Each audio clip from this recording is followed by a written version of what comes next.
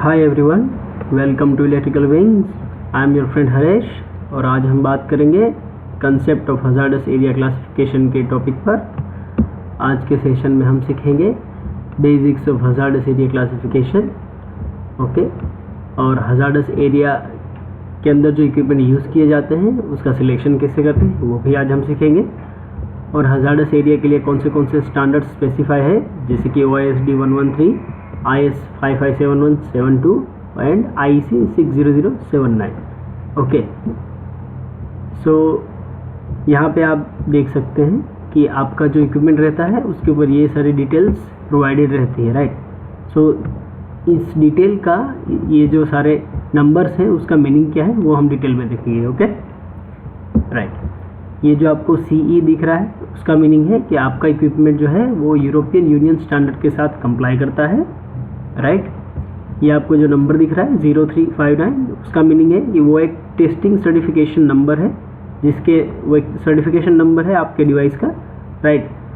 ये EX जो है वो एक सिंबल है जो रिफ्लेक्ट करता है कि आपका जो इक्विपमेंट है वो एक्सप्लोजिव एरिया में यूज़ करने के लिए सर्टिफाई किया गया है, राइट। ये आपको जो रोमन लैंग्वेज में 2 दिख रहा है उसका मीनिंग है सरफेस इंडस्ट्री। ओके, अगर यहाँ पे 1 दिखेगा तो उसका मीनिंग है माइनिंग इंडस्ट्री।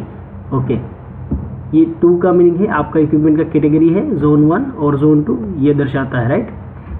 G है उसका मीनिंग है कि गैस एटमॉस्फेयर में यूज़ करने के लिए आपका इक्विपमेंट सर्टिफाई किया गया है। अगर वहाँ पे D है तो वो डस्ट वाले एटमॉस्फेयर में यूज़ करने के लिए सर्टिफाई किया गया है। ओके, ये सारे जो है EX प्रोटेक्शन है।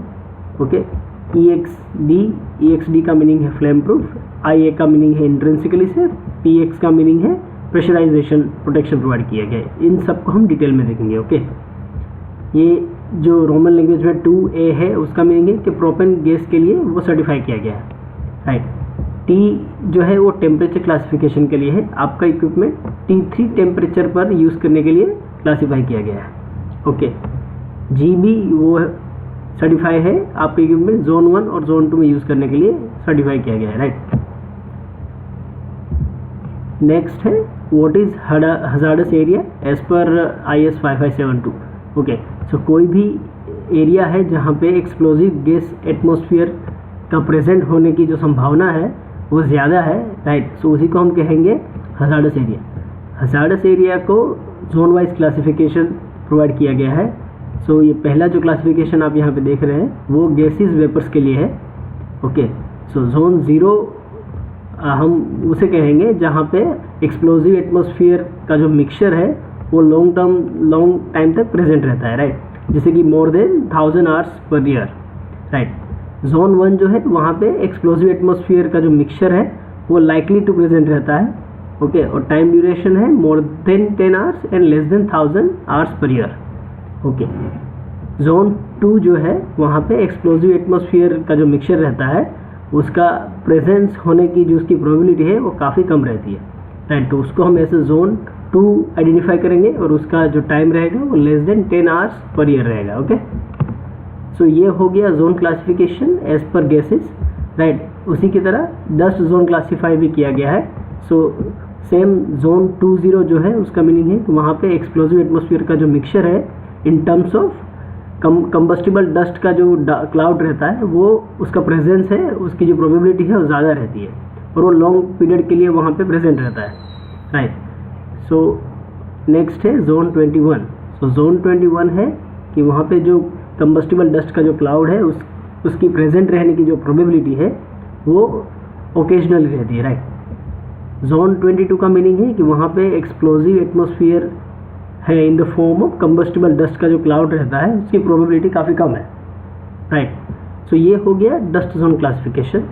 ओके, नेक्स्ट है जोन का आइडेंटिफिकेशन, राइट। ये फिगर में आप यहाँ पे देख सकते हैं कि ये आपका जो टैंकर है उसके अंदर ये फ्यूल है, तो फ्यूल के ऊपर का जो ये स्पेस है उसको हम आइडेंटिफाई करेंगे एज अ जोन 0, राइट। ये यहाँ पे जो स्पेस है उसके एडजेसेंट में उसको हम एज आइडेंटिफाई करेंगे जोन 1, राइट। यहाँ पे लीकेज के कारण वहाँ पे संभावना या प्रोबेबिलिटी बनती है कि वहाँ पे प्रेजेंट रह सकता है, फ्यूल है या गैसेस है, ड्यू टू लीकेज है, राइट, और हम ट्रांसफ़र कर रहे हैं तब भी प्रेजेंट रह सकता है, राइट। सो इसको हम आइडेंटिफाई करेंगे एज अ जोन 1, और ये पूरा जो सराउंडिंग एरिया है वहाँ पे हम एज अ जोन 2 आइडेंटिफाई करेंगे। सेम केस है यहाँ पे आपका जो ये टैंक है, राइट। सो यहाँ तक आपका लिक्विड फिलअप है, ऊपर का जो स्पेस बचा है उसको हम एज अ जोन 0 आइडेंटिफाई करेंगे, राइट। ये उसका वेंट है, सो उसका ये जो 3 मीटर अबू जो एरिया है उसको हम जोन 1 आइडेंटिफाई करेंगे, और सराउंडिंग एरिया जो है आपका उसको हम एज अ जोन 2 आइडेंटिफाई करेंगे, राइट। सो नेक्स्ट है equipment category and protection type. Okay, so EX है वो आपका X जो है वो टाइप ऑफ प्रोटेक्शन प्रोवाइड किया गया है। सो EXD मीनिंग है कि आपका जो इंक्लोजर है वो फ्लेम प्रूफ है, राइट। सो फ्लेम प्रूफ जो है उसको हम जोन 1 और जोन 2 में यूज़ कर सकते हैं। EXE का मीनिंग है इंक्रीज्ड सेफ्टी, उसको भी हम जोन 1 और जोन 2 में यूज़ कर सकते हैं। EXI का मीनिंग है इंट्रिंसिकली सेफ, राइट। उसको हम 3 पार्ट में डिवाइड किया गया है, IA, IB and IC। IA को हम तीनों जोन में यूज़ कर सकते हैं, IB को हम जोन 1 और जोन 2 में यूज़ कर सकते हैं, और IC को ओनली जोन 2 में यूज़ कर सकते हैं। ओके, उसी की तरह नेक्स्ट है मोल्डिंग टाइप जो है वो प्रोटेक्शन है, उसको भी 3 पार्ट में डिवाइड किया गया है, MA, MB, MC। सो MA को तीनों में यूज़ कर सकते हैं, तीनों जोन्स में। MB को जोन 1 और जोन 2 में यूज़ कर सकते हैं, और MC को जोन 2 में ही यूज़ करना है, राइट। नेक्स्ट प्रोटेक्शन है ऑयल इमर्जन, राइट। आपका जो इक्विपमेंट है वो ऑयल इमर्जन है, राइट। उसके अंदर ऑयल फिलअप किया गया है एज अ प्रोटेक्शन, सो उसको हम जोन 1 और जोन 2 में यूज़ कर सकते हैं। सेम अगर पाउडर फिल्ड एक आपका जो एनक्लोजर है, सो उसको हम जोन 1 और जोन 2 में यूज़ कर सकते हैं, राइट। EXN का मीनिंग है नॉन इंडाइसिव, राइट। सो उसको 4 पार्ट में डिवाइड किया गया है, NA, NC, NR, NL, right. So NA का मीनिंग है नॉन स्पार्किंग, NC का मीनिंग है इनक्लोज्ड ब्रेक, और NR का मीनिंग है रिस्ट्रिक्टेड, NL का मीनिंग है लिमिटेड एनर्जी, राइट। इन चारों को हम सिर्फ जोन 2 में ही यूज़ कर सकते हैं, ओके। और EXP का मीनिंग होता है प्रेशराइज्ड एनक्लोजर है, सो उसको हम PX एंड PY को जोन 1, 2 में यूज़ कर सकते हैं, और PZ को ओनली हम जोन 2 में ही यूज़ कर सकते हैं, राइट। सो ये सारा आपका इक्विपमेंट का कैटेगरी हो गया, और उसको कहाँ पे यूज़ कर सकते हैं वो हो गया, राइट। अभी आपको ये जो GB दिख रहा है वो आपका इक्विपमेंट का प्रोटेक्शन लेवल है, राइट। सो GB है, सो उसको हम GB को अगर वो सर्टिफाई किया गया है एज पर GB, सो उसको हम वो इक्विपमेंट को GB के लिए हम जोन 1 और जोन 2 भी यूज़ कर सकते हैं। अगर आपका इक्विपमेंट GA पर डिज़ाइन किया गया है, सर्टिफाई किया गया है, तो आपका इक्विपमेंट जोन 0, 1, 2 तीनों जोन में यूज़ किया जा सकता है। सेम G का मीनिंग है वो गैस के लिए है, और D का मीनिंग है डस्ट के लिए। सो डस्ट रहेगा, सो DA रहेगा, तो आपको जोन 20, जोन 21 एंड जोन 2 में यूज़ कर सकते हैं, राइट। सो ये आपका इक्विपमेंट कैटेगरी या प्रोटेक्शन टाइप हो गया, राइट। नेक्स्ट है इंडस्ट्रियल क्लासिफिकेशन। ये जो आप यहाँ पे रोमन लैंग्वेज में 2 देख रहे हैं, राइट। सो 1 का मीनिंग है माइनिंग, सो माइनिंग इंडस्ट्री में अगर यूज़ किया जाने वाला आपका इक्विपमेंट है तो उसको यहाँ पे 1 के लिए सर्टिफाई किया जाएगा, राइट। यहाँ पे 2 है, मीन्स कि आपका जो इक्विपमेंट है वो सरफेस इंडस्ट्री के लिए सर्टिफाई किया गया है, राइट। नेक्स्ट 1 है आपका इक्विपमेंट है वो टेम्परेचर क्लास के ऊपर भी सर्टिफाई किया जाता है। यहाँ पे आप देख सकते हैं T4 है, राइट। सो ये उसका टेबल है, T4 मीनिंग 135 डिग्री, ओके। सो आपका जो इक्विपमेंट है उसका मैक्सिमम सरफेस टेम्परेचर जो है वो 135 पे ही होना चाहिए, उसके ऊपर आप उसको ऑपरेट नहीं कर सकते हैं, राइट। सो ये उसका टेबल है, T1 to T6 maximum temperature है 450, T2 है 300, T3 है 200, T4 है 135, T5 है 100, T6 है 85, राइट। ये राइट साइड में जो है उसका ऑटो इग्निशन टेम्परेचर है जो कि सराउंडिंग में एक्सप्लोजिव मिक्सचर जो अवेलेबल है उसका है, राइट। सो अगर आपका इक्विपमेंट का डिज़ाइनिंग जो टेम्परेचर है वो 300 है, सो आपका इक्विपमेंट का मैक्सिमम टेम्परेचर 300 तक ही आप उसको ऑपरेट कर सकते हैं, राइट। और आउटसाइड का जो मिक्सचर है एटमॉस्फेरिक जो कि एक्सप्लोजिव है उसका ऑटो इग्निशन टेम्परेचर 300 से ग्रेटर देन रहेगा। सो आपका इक्विपमेंट का जो टेम्परेचर है वो 300 से मोर देन नहीं जाना चाहिए, उसके पहले ही आपको उसको शट डाउन करना है, राइट। सो ये हो गया आपका टेम्परेचर क्लासिफिकेशन, ओके। नेक्स्ट है हजार्डस गैस क्लासिफिकेशन है, सेम हमने देखा कि ये गैस ग्रुप के लिए है, अगर रोमन लैंग्वेज में 1 है उसका मीनिंग है माइंस के लिए यूज़ किया जाता है, राइट। रोमन लैंग्वेज में 2 है गैस ग्रुप, तो उसको 3 पार्ट्स में डिवाइड किया गया है, 2A, 2B, 2C, राइट। सो 2A के अंदर गैस ग्रुप कौन सा है? 2A के अंदर गैस ग्रुप है ammonia, methane, ethane, propane, right. Same है 2B के लिए गैस है ethylene oxide, right, citric gas, acrylic nitrile. So ये सारे जो गैसेस हैं वो 2B के लिए हैं, राइट। सेम 3C के लिए हाइड्रोजन है। सो यहाँ पे आप देख सकते हैं, यहाँ आपका इक्विपमेंट जो है वो 2C के लिए डिज़ाइन किया गया है, मीन्स ये हाइड्रोजन गैस के लिए डिज़ाइन किया गया है, ओके। एक्सप्लोजिव डस्ट, ओके, उस गैस ग्रुप जो 3 है उसको भी 3 पार्टों में डिवाइड किया गया है, 3A, 3B and 3C, right. पहला पार्ट है फ्लेमेबल फाइबर्स, सेकंड वन है non conductive dust and third है कंडक्टिव डस्ट, राइट। सो ये हो गया आपका हजार्डस गैस क्लासिफिकेशन का जो है वो हो गया। गैस ग्रुप कौन सा रहता है, उसमें कौन से गैस के लिए आपका इक्विपमेंट सर्टिफाई किया गया है, वो हो गया, राइट। नेक्स्ट हम देखेंगे कि जो आपका एनक्लोजर है उसको जो प्रोटेक्शन दिया गया है उसका कंसेप्ट हम डिटेल में देखेंगे, ओके। सो इंट्रिंसिकली सेफ का मीनिंग क्या होता है कि आपका जो इक्विपमेंट है, राइट, उसके अंदर कैपेसिटर और इंडक्टेंस यूज़ किया जाता है कि अगर कोई फॉल्ट होता है तो उसकी जो एनर्जी है वो capacitance in the form of capacitance और इंडक्टेंस वो उसको यूज़ कर ले, ताकि जो एनर्जी प्रोड्यूस हुई है ड्यू टू स्पार्क वो आउटर में जो मिक्सचर अवेलेबल है फ्लेमेबल उसको इग्नाइट नहीं कर सके, राइट।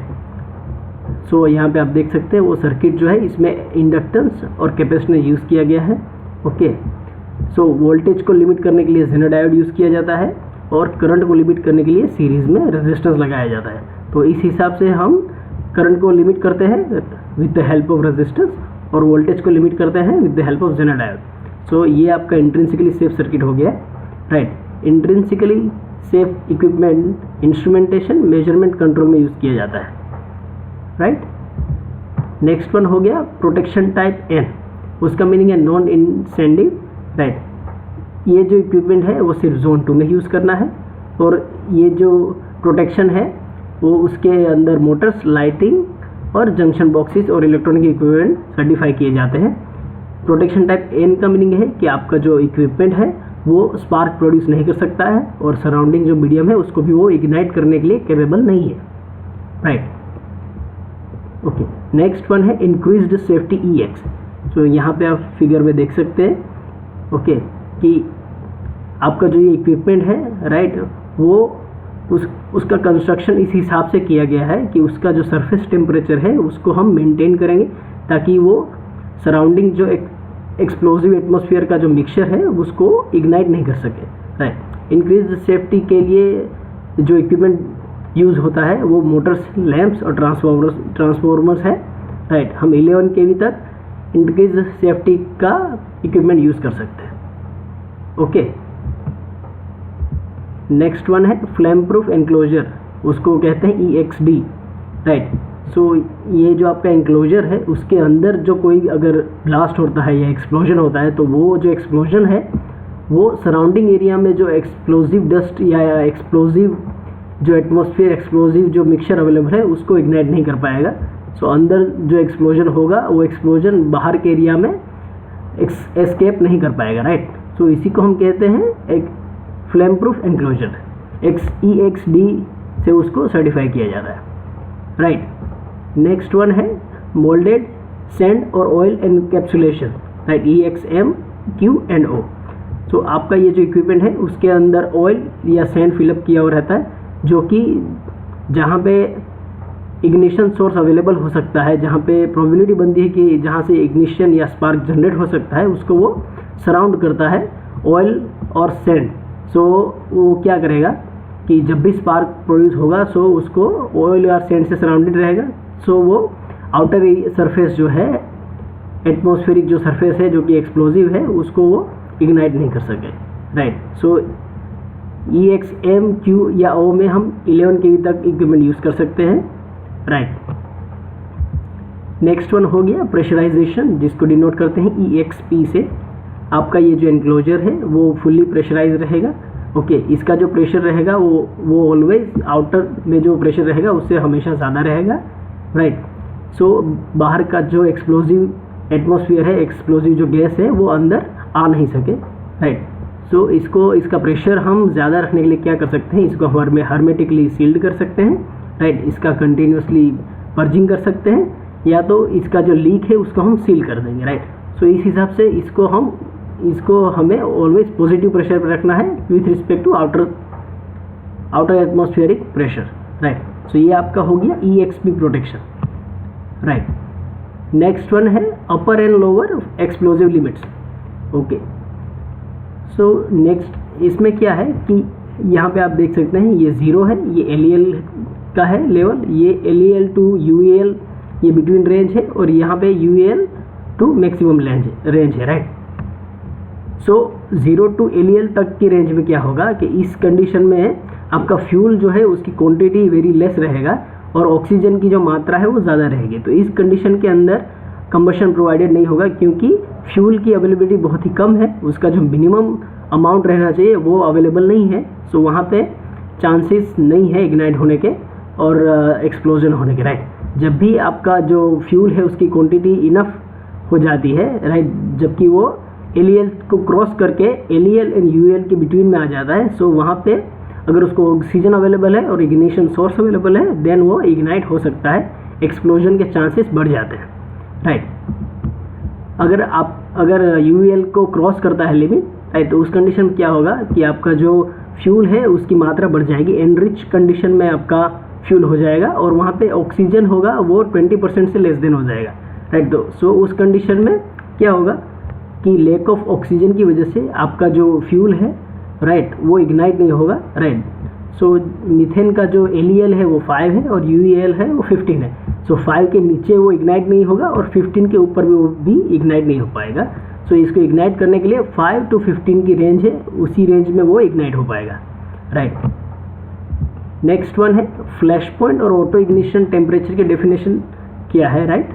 सो फ्लैश पॉइंट का मीनिंग ये है कि आपका कोई भी फ्यूल है उसको इग्नाइट करने के लिए मिनिमम टेम्परेचर है, जैसे कि फ्लैश पॉइंट गैसोलीन का 43 है, राइट। सो फ्लैश गैसोलीन को मुझे इग्नाइट करना है, सो 43 डिग्री टेम्परेचर मिनिमम रहना चाहिए, राइट। उसके बाद मुझे उसको इग्निशन सोर्स प्रोवाइड करना होगा, तब जाके वो इग्नाइट होगा, राइट। अगर वो 43 डिग्री पे अवेलेबल है और मैं इग्निशन सोर्स प्रोवाइड नहीं करता हूँ देन वो इग्नाइट नहीं होगा, राइट। सो ये हो गया फ्लैश पॉइंट का डेफिनेशन। ऑटो इग्निशन टेम्परेचर का डेफिनेशन क्या है कि ये टेम्परेचर 280, राइट। सो 280 डिग्री पे जब गैसोलीन अवेलेबल होगा सो उसको without any external source of ignition वो इटसेल्फ इग्नाइट हो जाएगा, राइट। सो फ्लैश पॉइंट में हमको इग्निशन सोर्स का रिक्वायरमेंट है, जबकि ऑटो इग्निशन टेम्परेचर में कोई भी इग्निशन सोर्स का एक रिक्वायरमेंट नहीं रहता है, राइट। सो ये हो गया difference of flash point versus auto ignition temperature. I hope you understand. That's it for today. Okay, if you like the video, please like, share and subscribe. Stay tuned for learning. Thank you.